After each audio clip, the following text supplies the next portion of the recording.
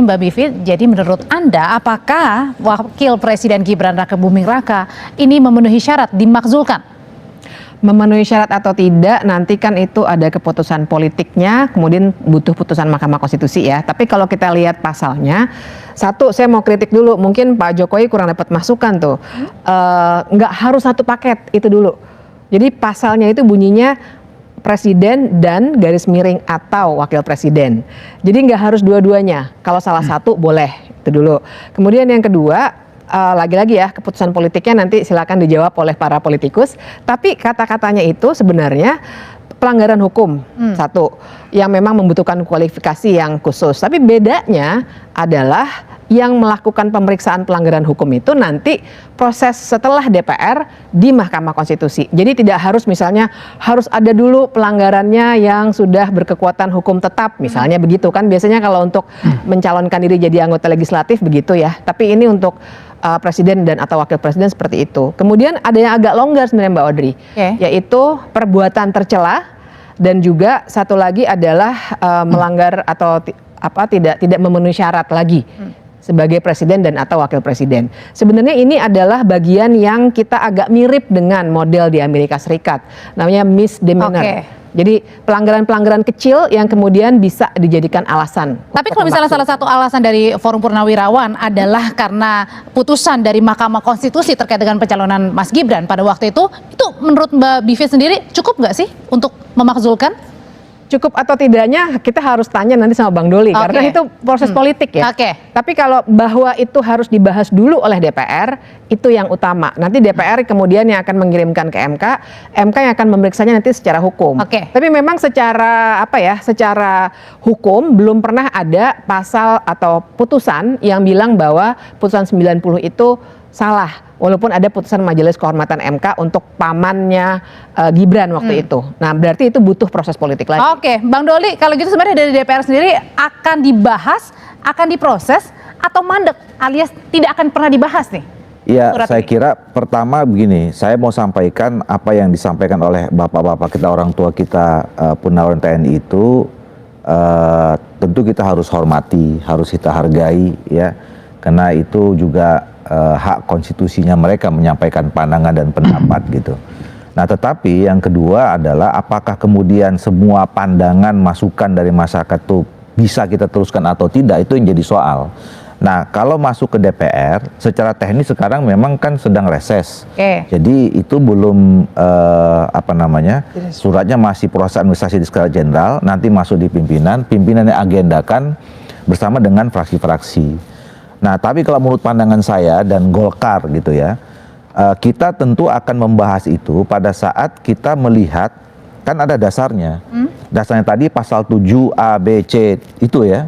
Nah, kalau semuanya itu syarat tadi yang disebutkan tidak terpenuhi, ya kita tentu nanti kan gini, ke Mahkamah Konstitusi itu kan kita uji ya, apakah kesalahan-kesalahan itu menurut kita memang betul salah, itu kita uji lagi di Mahkamah Konstitusi. Nah, kalau saya berpandangan sampai saat ini saudara wakil presiden itu tidak terpenuhi syaratnya di dalam pasal 7A itu ya, bahwa apakah memang sekarang saudara Gibran itu melakukan pelanggaran hukum yang berupa misalnya pengkhianatan terhadap negara, apa yang dikhianati?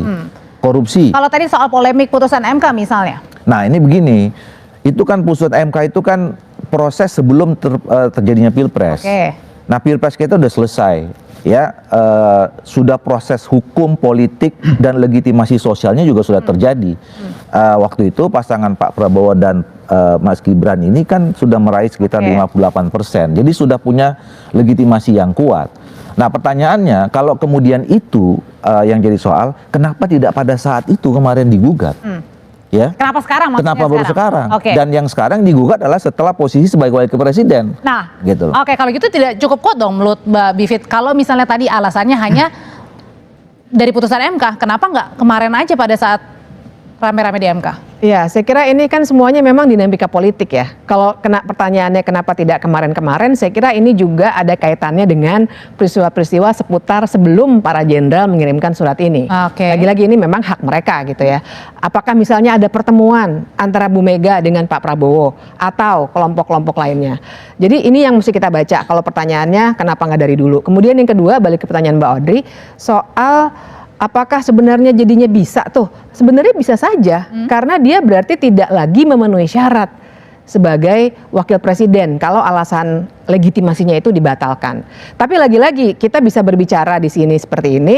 Pada akhirnya memang saringan pertama adalah saringan politik di DPR. Kita susah untuk berdebat hukum, Oke. nanti hukumnya pas di MK gitu. Nah, Oke. filter ini yang saya kira akan dinamis sekali, barangkali juga tergantung relasi Pak Prabowo dengan Bu Mega atau yang lainnya. Oke. Yang barangkali Bang Doli bisa bicara seperti itu hari ini, tapi minggu depan mungkin berbeda, kita belum tahu. Halo, selamat datang kembali di akun saya.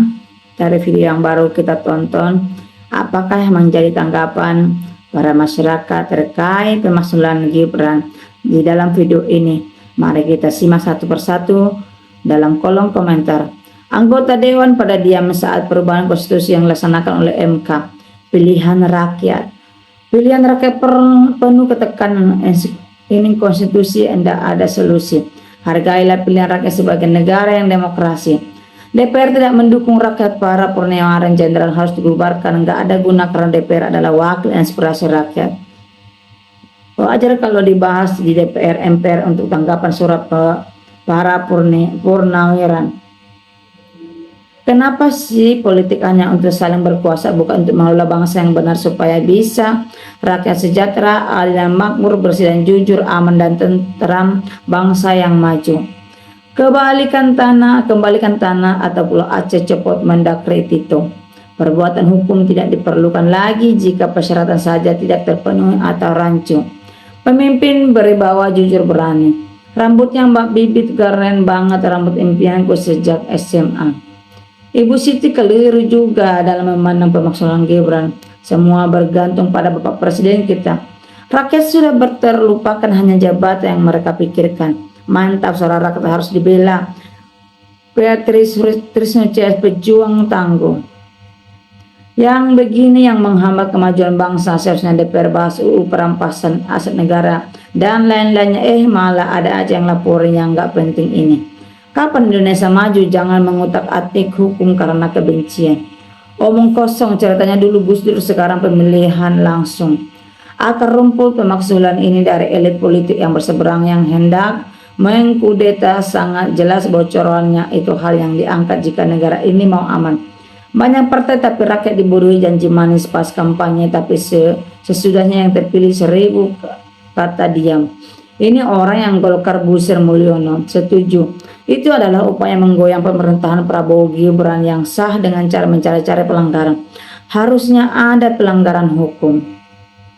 Jika negara ingin berantaskan KKN, tolak keputusan MK yang syarat karena sampai berubah UU. Maksud bapaknya satu paket, yaitu paket sembako maksudnya.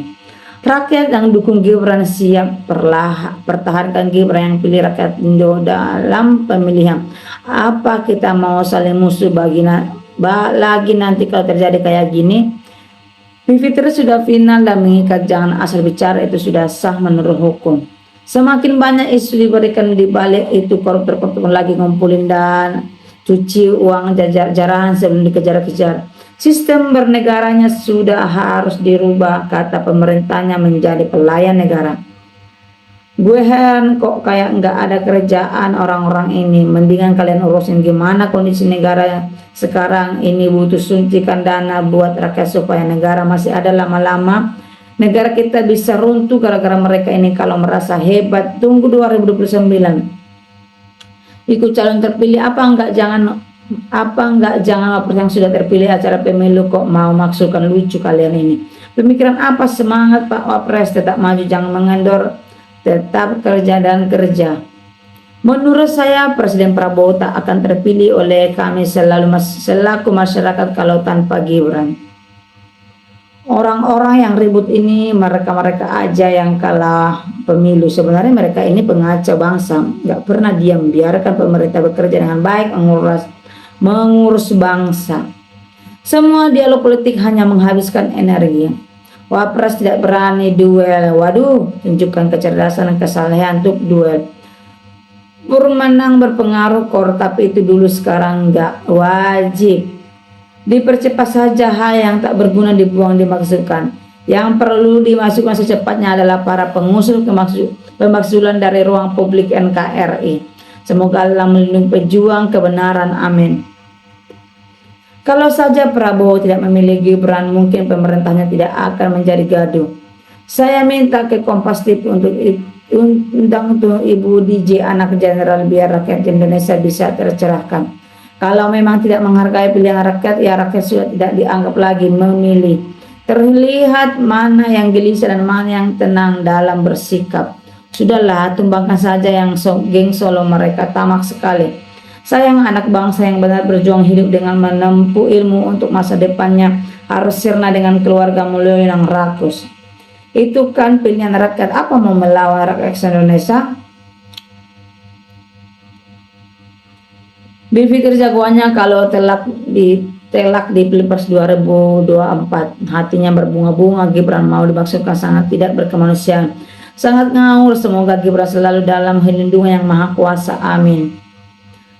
Kalau gitu besar enggak usah diikutkan pemilu, kan percuma suara yang enggak dipakai. Biar TN dan Purnawirawan yang memilih. Demi keutuhan NKRI lebih cepat lebih baik dari proses udah menyalah aturan. Memang enggak layak Gibran, enggak cocok jadi wapres.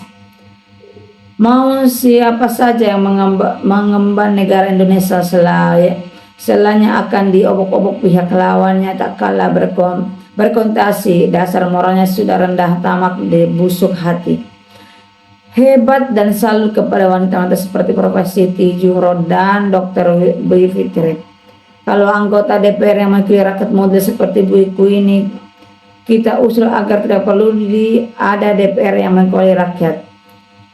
Kalau orang yang mau kerja dan membela rakyat mau dimajukan, mau pakai orang yang gemar korupsi supaya masyarakat nggak usah maju-maju. Yang penting pejabat gemuk dan hasil korupsi. Yang pakai kacamata batik hijau kalau disantet segera nggak bisa ya? Serius nanya. Saya sangat mendukung Pak Gibran. Pak Gibran layak jadi pemimpin. Salam dari warga Bengkulu. Dua orang perempuan ini kalau sudah benci di mata dia salah terus. Masukkan malu punya wapres sekarang seperti yang tidak lagi orang mumpuni saja. Indonesia gitu loh. Indonesia negara kaya tapi rakyat masih banyak yang menderita miskin. Kenapa? Karena sang penguasanya rakus berbuat semaunya sendiri. Apa saja yang dimakan gili memang. Pihak Gibran akan habis-habisan mempertahankan Gibran karena apabila Gibran jatuh maka kedepannya akan sangat sulit bagi pihak Mulyono untuk bangkit. Kapal yang sudah bocor apakah bisa selamat atau akan karam? Mulyono 003 sudahlah, hentikan omong kosong tentang Mas Gibran. Rakyat sudah bosan, saat ini ekonomi lagi susah. Beri arahan agar rakyat lebih mampu dalam menghadapi situasi saat ini. Mengingat pelanggaran cara dipilihnya dan tak punya kapasitas sama sekali. Secara politik pendapat oposisi pasti kebenaran milik oposisi, yang salah tetap pemerintah. Begitulah demokrasi NKRI. Wah, bentar dulu, kok dia bisa dicopot? Salah dia apa sih? Pengen tahu. Setuju dimasukkan Fufu Papa secepatnya. Semoga Allah mengabulkan doa banyak orang. Amin. Pemakzulan Gibran harus oleh rakyat, dinepalkan bukan melalui keputusan MK ataupun MPR terlalu berbelit-belit.